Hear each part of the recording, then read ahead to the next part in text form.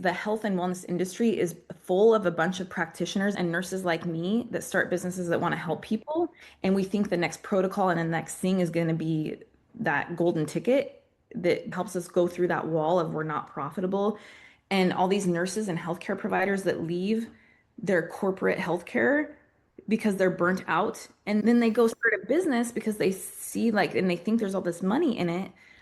And then they're burnt out over here owning the business. Hey everyone, welcome to today's episode of Pivot to Profit. I have the amazing Lindsay Kirby here with me to talk all things med spa. What's up, girl? Hello. Thank you so much for having me. I am so pumped to interview you. So let me give your official bio. So Lindsay Kirby is an RN and founder of Sculpt Wellness. Has always been passionate about helping people feel good in their bodies. After 12 years in nursing, she realized her health and motivation weren't aligned with her best self. So, discovering powerful tools outside of traditional healthcare, she launched Sculpt Wellness in Tri-Cities, Washington in 2016 with one red light device where no one knew where that was. And in 2018, she introduced cryotherapy, again ahead of the curve. Sculpt Wellness has since won multiple awards, and Lindsay now speaks nationwide, scaling to seven figures and aligning business success with heart and numbers.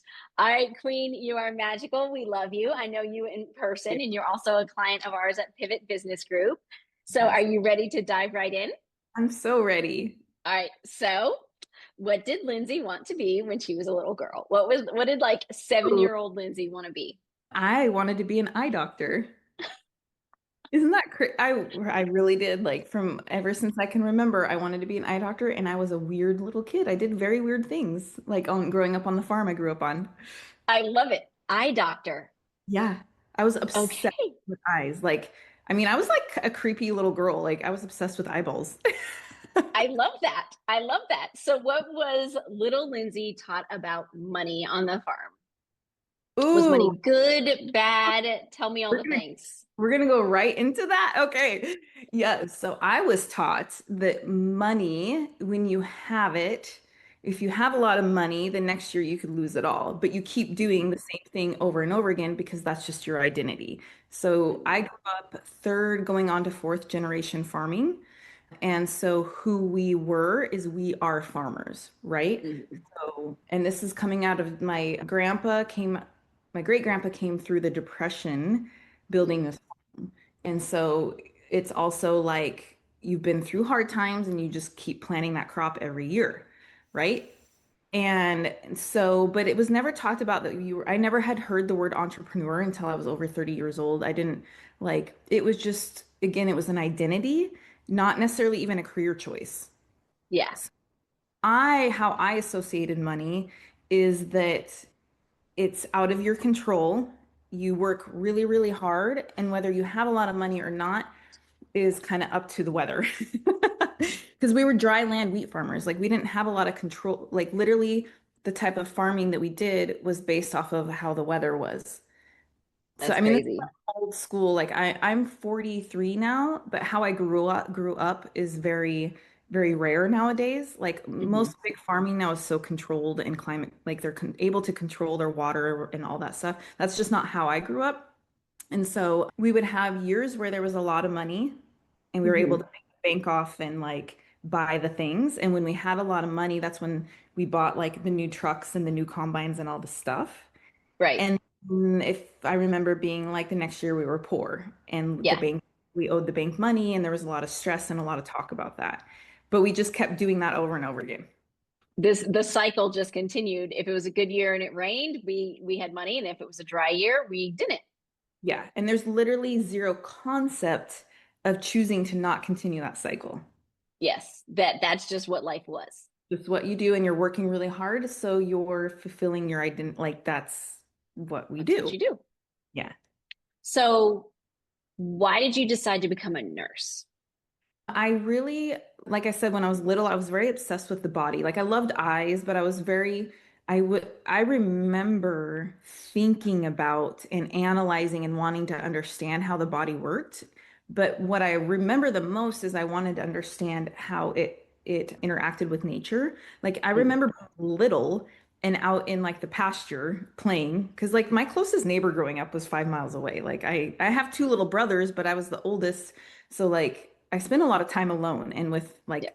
like pheasants and dogs and like just wandering, which is cool because I think it did shape and design how my brain thinks, and Hmm. it enhanced that curiosity and wonder that I have. I remember being very little and in wonder and awe of God's creation. And I could see and I knew things when I was little that I look back now and I like knew that sunlight was good for our body. Like Yeah. that sounds crazy to say, but I know that I know that I can look back and that I was like connecting those dots because also I was very fascinated by it and I wanted to understand it, but it also just made sense to me. So I was already like kind of intuitive about that connection. Yeah. And so because I knew I wanted, and I also am like, I've always been the like sweet, like loves everybody. Like my grandma wrote that in a, which is a really cute idea, but my grandma wrote me a journal when I was born Hmm. to me like every day for a while. Oh, And when more grandkids came, the writing like got less frequent, but super cute idea for grandparents because it's fun to go back and look at who my nature was, right? Before the yeah. world like, and so she wrote a lot about how I didn't know a stranger, how I loved everybody. You know, I was the bubbly little girl. And so I knew I had a heart, like my heart really loved people. And I only knew that you either marry, essentially marry a farmer or you become a banker or a nurse or work at the grocery store. Like I didn't know other options. Like I Yeah. thought so. And so I actually wanted to be a doctor. And I did school. I loved school. But growing up in the small town I grew up in, school was, we had like, we had one science math. The same teacher was the science and the math and the everything teacher. I graduated with 18 people. And our school was K through 12 in the same building. Like we're talking like very tiny, tiny resources. Absolutely amazing. Like, and it helped me be a good student. So I ended up going to university and I was pretty overwhelmed. That's a lot of people. Yeah, and the classes, because was like a 4.0 student, they put me in pre-med, but the thing was is like I had never really had that type of chemistry. I didn't know how to Yeah. use a Bunsen burner. And I'm in classes with these kids from Seattle, Washington that have been in private school their whole life. And had access to this since middle school. I was so embarrassed and I had never had to ask for help. So I ended up honestly like getting kind of like socially distracted because like I just was so overwhelmed. And I Yeah. went to Pullman, which is like WSU Cougars, like a huge party school. So I had a lot of distraction and I ended up going from pre-med to like just doing nursing. And actually, I thank God a lot for that too, because I don't think I would have lasted long in as a doctor. My personality and the way I'm wired, I would have been. Not a sink. Yeah. So go to school, become a nurse, and you're helping people, bubbly personality, loving it. But then you find out about this alternative Yeah. thing called a red light. And Yeah. so, what was the moment where it was like, I can't just be a nurse. I need to do this thing? Because you started Sculpt in 2016 with a single red light machine. So, what was that transition like? Yeah, it was painful. It caused there was a lot of resistance to me going through that evolution because I Mm, was a labor and delivery nurse for almost 10 years. I had started a family. I had married the kid from the small town also, and we had started our family here in Tri-Cities. And we like essentially we left the small town and moved to the big city and we're building our life here. And I loved being a labor nurse. Like I loved being bedside, all of that. But started working night shifts when I was 15. I started working in nursing homes. So by the time I was 30, I half of my life I had worked night shifts and holidays and weekends. And at the time I had two little kids. And part of it was the shift work was getting to me. I had kind of lost that athlete, healthy self, very disciplined person I used to be. yeah. And that I was de-stressing with wine. I was burnt out from the shift work physically as much as mentally. And essentially I discovered like nutrition diet type stuff. It was intermittent fasting at the time, but we called it cleansing. And that opened my eyes actually to network marketing, which put me into rooms where there was personal development and speakers talking about things like entrepreneurship, financial freedom, which I had never heard. So it So just blew your mind to hear all these things were even an option.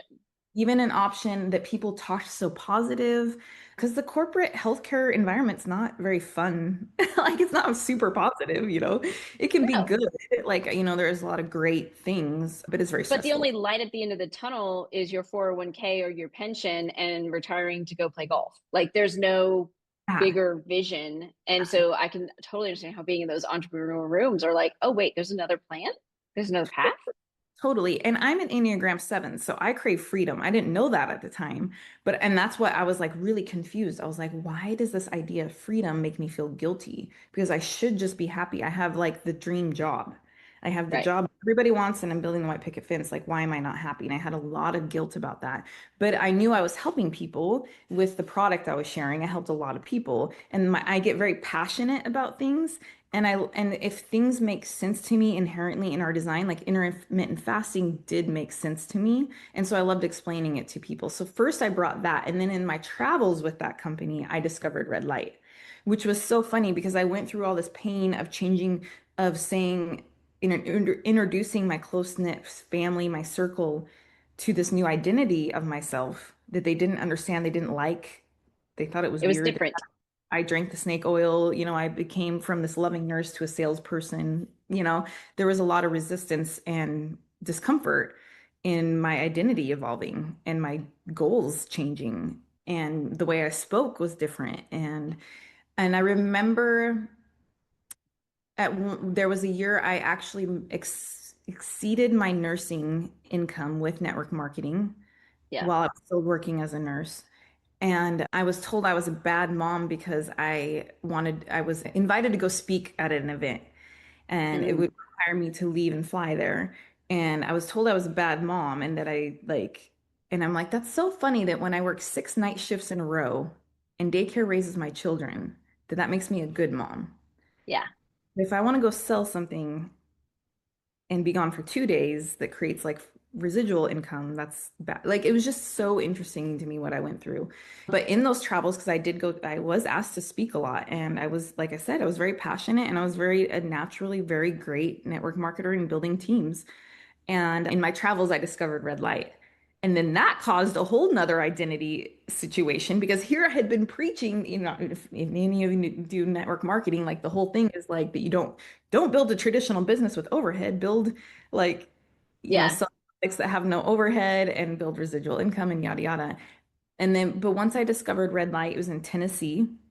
My friend that was in the same company as me had one, and when he explained it to me, and then it just in here, it was like that hit. I was like, this makes so much sense. Yeah. And why have I never heard about this as a nurse? And then when I started to research how it actually works, I was like, this is what's coming. Yeah. I was like, and I just knew, like, I saw the vision for it, everything. And I also knew that how they were marketing that device that I saw, I was like, they're marketing that totally wrong. Like, I was like, this is not like a liposuction. This is like a healing wellness. Like, yes, it's cool and it helps you dump fat, but like, that's not the beauty of it. And I just was Yeah.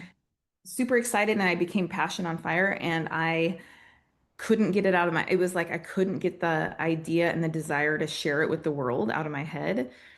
And I actually was working on the side at a med spa at the time, and I didn't align there either because in Mm-mm. 2015, 16, there wasn't a lot of med spas, and it felt like only the elite were welcome there. And it felt like very much like they didn't understand that people want to look beautiful because they want to feel well. And I liked Mhm. to talk to those med spa clients about cleansing and like nutrition, and I kind of kept getting in trouble for it because they just Huh. wanted to sell the lasers. And so I just saw how there was this whole beauty. It was like there was only at the time in 2015, 16, there was either you're sick in the hospital or you have a ton of money and you're Mhm. elite, you hide the fact, and this was when it was still a big secret if you did stuff like that. Like nobody talked about it. So they would Mm-mm. sneak into this med spa and spend all this thousands of dollars on this stuff that really was kind of like on the surface, not addressing how they felt on the inside. And I was like, no one's talking about the in between. So you see the gap and that's what entrepreneurs do is they see the gap in the industry and they're like that I can solve that problem. Yeah. So I saw the gap, and I think the gap is still huge almost 10 years later. So Yes. that is the heart of Sculpt, is that gap. Like, so we aren't an actual trying to be a traditional med spa, and we aren't healthcare. So when you first started out and you had that red light machine, you talk about being profitable in year one, but like what was one of your first financial wins where you're like, oh, I can do this. I'm gonna make it. Yeah, I think that after the first about a year, having just one used red light machine, I went to the accountant for the first time, and I remember being so terrified because I didn't understand. Like, I knew nothing about business. Like, I had never even heard of profit and loss, like nothing. I just was ignorance on fire. Like, I was like, if I'm selling things and helping people, that means I'm doing good in business, you know? Yeah, So the first year I went to the accountant, and we had done 360K in revenue our first 12 months. And I was in a networking a BNI with him, and he always talked about how you don't make money in business your first 3 to 5 years. Like Bob, like yeah, saying that. And so when I went and sat with him one on one, he's like, before he looked at my numbers, he's like, remember what I always tell people, like, don't be upset if you don't have money, like you didn't make money. And then he opened my books and he sat there and his jaw like fell on the ground and he was silent and he's just like, and he kept doing this. And he's like, this is insane. He's like, you made a profit like your first year. He's like, this is like insane. And that's when I was like, oh, like even though I'm don't understand business, I do know what I'm doing. Like I know yeah, how I do know how to generate revenue in a market. And I was like, I that's when it kind of hit me. I was like, I was a good nurse because I cared about people and I was good at teaching and serving. I was good in network marketing from that. And I was like, and I can do it in this realm too. yeah. So that's when I was like, okay, I think that I'm not, I might, everyone thinks I'm crazy, but I'm onto something. So where is Sculpt now? Because you have the red lights, you have the cryotherapy, you do the peptides, the GLPs. Like, what is the med spa doing now that's filling Yeah. that gap? Oh my gosh, like we are in the biggest pivot of all time. So, we we kind of I think the first 3 years we stayed around that under 500K, even I think the first 4 years, but it was just really me and then lay people I would train. And we Hmm. brought on like red lights and cryo, and we stayed kind of in that, the world calls it like biohacking space. So we Yeah, didn't have a medical director, I didn't have other nurses. We weren't doing any like poking, anything like that. We were only using like red light, cold therapy, those kind of things. And we're more like, and we had created like more of a membership. And then but I kept wanting to, in the biohacking world, there's always the next thing. And what yes, I did wrong or made the mistake of is that I thought more services and more things and having it all is what would make us better. And so instead of just staying focused on what was working and what was profitable and having the discipline to stay in that and just and really duplicate that, I made the mistake of thinking that I needed to have all the things in the biohacking world. And so over the next 5 years, like every penny that we made and even took on a ton of debt to go get the next new thing to get bigger, bigger, bigger, more, more, more. And then COVID hit and I don't know how we made it through COVID, but we did. And then while we were actually shut down, I had a nurse practitioner that I was evacuated California during COVID and came and moved to the Tri-Cities. And I got super lucky that she had looked up Sculpt first. I hired her immediately, even though we were shut down. yeah, And that's how we were able to launch like what I had always envisioned with like vitamin drips and things like that. yeah, And then we were first to market the GLP-1 space. And then the GLP-1 from 2022 to 2025 became like it ate everything. Like everything we were doing, it was like, I mean, we ended up doing $1 million a year on just the weight loss program. But I had built the business with 30 other machines and services and aesthetics. Like I pretty much had a full Medi spa, but like I was like, we're gonna have it all. We're gonna be everything yeah. under one roof, which meant my overhead had grown, grown, grown. So I was scaling and growing, scaling and growing. But what started to happen instead of that first year where I actually had a profit, because I bought a used red light machine that I wasn't making payments, that I just bought with the one credit card I had. What then I just thought more, more, more, more services, more things, everything. And I went off of like I was hiring and buying off of how it felt. Like Yeah. there's a new thing out, we should get it. My team feels busy. We should hire. Everything was based off of feelings and like the illusion of busy, the illusion of more things is, is more profit, the illusion that more revenue is a better business. And what happened is I was always chasing, if we just make a little bit more money, I won't stress over payroll. And finally, and I'm really good at that, like I can create a goal and go after it. So I would just say, now we need to hit, instead of 30K a month, we need to hit 50. Well, I would do that and I'd still be stressing over payroll. And then it'd be like, oh, we just need to get this new machine. Then we'll hit 70K a month. Well, I would do that. And then I'd be stressing over payroll and five other payments. And then, I mean, by the time that 2023 came, my health, I had gained 40 pounds. I didn't look like the same person. I was not an example of my health business. I was drinking a bottle of wine a night to de-stress and to get out from under this weight of about $1 million in debt. And I had built six figures in overhead monthly. And I was still stressing over the payroll. But instead of the payroll being two people that are minimum wage, my payroll was nurses and nurse practitioners and like a lot of really important, amazing people that have careers now. Like I wasn't just hiring like excited teenagers that were excited Yeah. about. I was like, I had careers and families depending on me. And I remember being like, okay, we just got to make like, $1 million. And then once we hit the $1 million, that's when I just like had that come to Jesus moment where I was like, this is the definition of insanity. Like doing the same, like all I am doing is scaling and building a business that's more problems, more headache, more burden on me, that's literally physically killing me. And that's when I was just like, I'm done doing it this way. And I decided to actually take, instead of buying more things and doing all that, I started to pour into learning and getting coaches on like, show me my books, like help me understand how I don't know how to project if I'm going to make payroll. Like I should be knowing that by now. Why am I making $1 million in revenue a year and I'm more broke? Yeah. I got fed up of like burying my head in the sand and expecting it to change. Yeah. So, And it's knowing the numbers and having clean books and having a forward looking view that's like, oh, more isn't better. If I just focus on what I know we do well, what I know we can make profit on, I can actually have a good life. yeah. And you know what's kind of heartbreaking, and I say this out of pure love for my industry, is it wasn't that I wasn't trying to do that before. What I realized I was asking the wrong people. Like I would wait and I was trying to ask my accountant that did my taxes at the end of the year, and that's not their job. Like I didn't have that type of accountant. And so then I would go to other biohacking and wellness build your business events.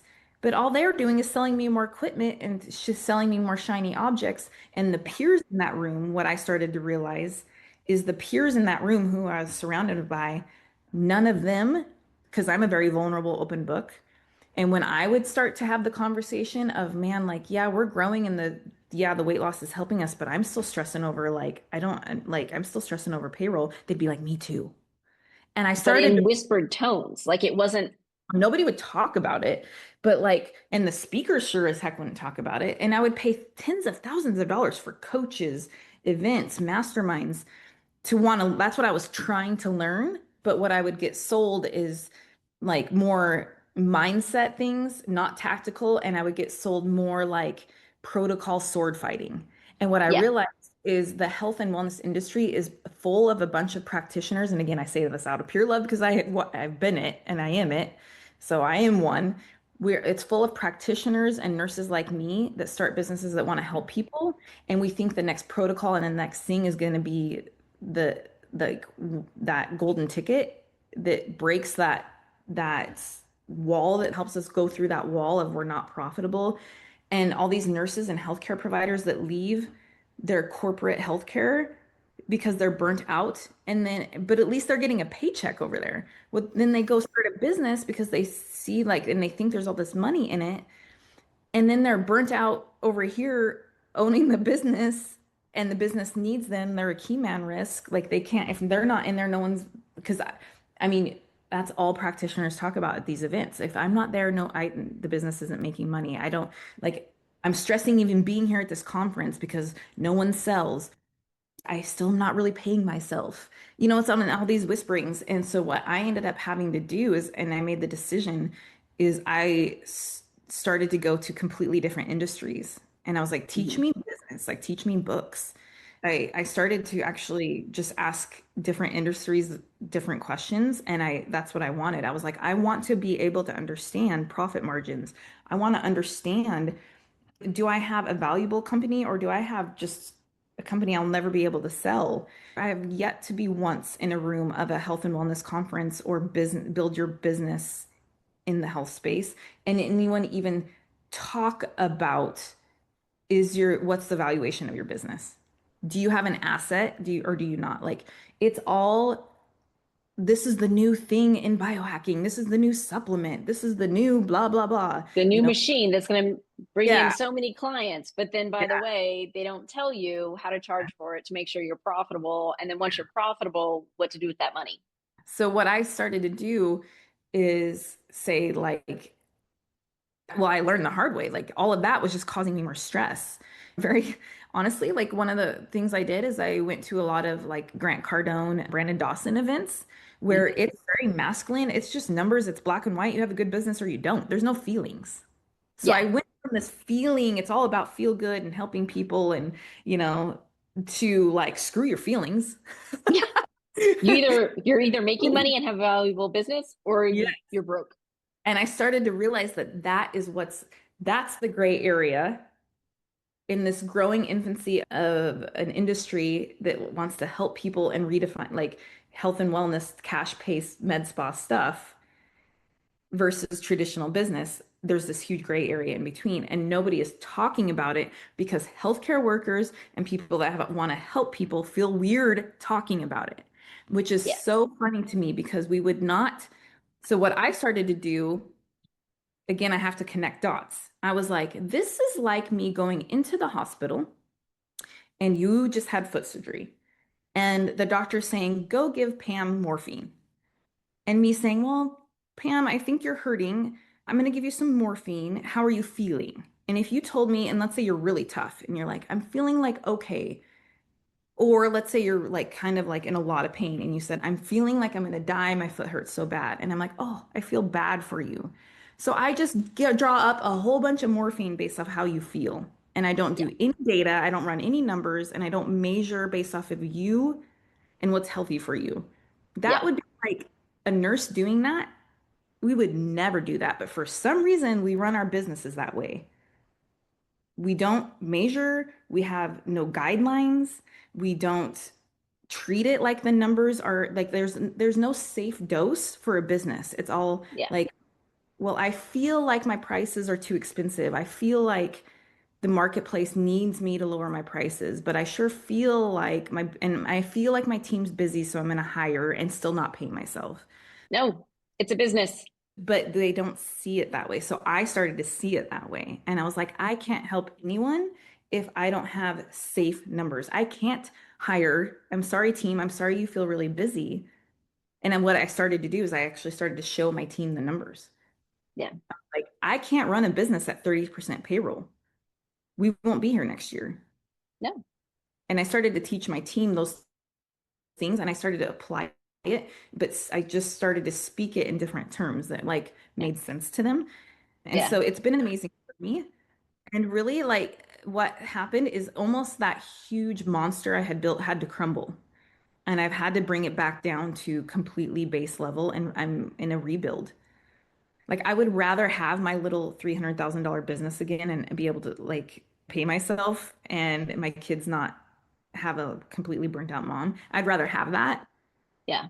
than losing sleep and my like stress, my body's failing me from stress. I won't do it anymore. But that doesn't mean my vision's not huge. I just Yeah. now I'm gonna do it. And that's why I hired you guys, is I'm like, I also need accountability in that. And it's still not my strength. So I know enough to know like I need to find an accountant and a bookkeeping term and the strategist that like understands this. Because it still amazes me how many bookkeepers and accountants I've tried and they too don't know how to tell me my margins and things like that. Yeah. It's crazy. you talked early about growing up in a farm and that cycle of the weather. And it's like you're breaking out of the cycle of entrepreneurship that far too many people get in, where it's like bigger is better, bigger is better. And if you don't stop to realize, if I'm not making money, bigger just makes me broke faster. And Yes. so by you starting over again and being like, these are great machines and peptides are magical, but also if I'm not doing this and making money, I'm not I'm not winning at this game. Exactly. Yeah. So what's next for you in this rebuild? What's next? Not more machines, we know that. Right. Like, No. but what is next? I know this is very trendy right now, but I truly am studying the Alex Hermosi methodology of get really, really good at one thing and really treat each lead like that one lead should have a lifetime value goal, like that each person, each client, that you have a goal of their lifetime value with you and that you know their cycles. I think instead of trying to sell everything to everyone in health and wellness, which if you think about this is what I teach my team, the heart of that means that we actually don't care about you to listen to you for months. We like if we just want to have everyone in the Tri-Cities come in, we don't have time to listen to you. And that's actually what we don't like about healthcare is that healthcare Yeah. doesn't have time to listen. They have to burn and turn because they're capped at what they can earn. And I Yeah. was like, we want to redefine healthcare. So we would rather have 100 clients that are with us all year and we transform their life versus 3,000 clients that are trying cryo once and then we don't even ask them how they felt the next day. Right. Be like, So yeah, how's your joints? Do you feel less stressed? Like all the things. yeah, which is not, it sounds simple, but it's actually not easy to do because you have to find the right team. And that actually means you have a system for that. And that means your operations do that. And that means your sales cycle and your CRM and all this tech that we do have creates the opportunities for that, but the human touch has to come in. And so essentially, like what I'm studying is the heart of Sculpt. It doesn't matter the tools we use. The heart of Sculpt is always to help you feel better in that gray area. You're not sick in the hospital needing prescription, but you're not just wanting to walk into a med spa and drop thousands for something injected in your face. Like you're in Yeah. between. And usually what that means is you want to be heard. You're saying Yeah. like, I'm not like super wanting to, I don't want to change my face, but gosh, I don't like this little drop here. But I don't want Right. to like fill it with a whole bunch of stuff. What can I do that's more natural? And then it's like, and that usually comes with how's your energy, how's your mood, things like that. And so it's just kind of, it's coming back to that. And that was always the heart of Sculpt. And so it's coming back to that. And then saying, how can we do that profitably? Because we won't be here if we don't do it profitably. And also, not doing it in a way where we are so smart and such experts that our clients feel like they have to be talking to a scientist to get the answer. So one of my goals right now is that Sculpt will actually redefine healthcare is we're going to teach you, the client, how to become your own wellness expert. Yeah. I love it. That's perfect. So, Lindsay, where can people connect with you? This has been great. I love Instagram. I am on LinkedIn. I am on Facebook. You can follow me there. But if you want to like talk to me, definitely DM me on Instagram. I live in Instagram and my Lindsay Kirby with a period at the end.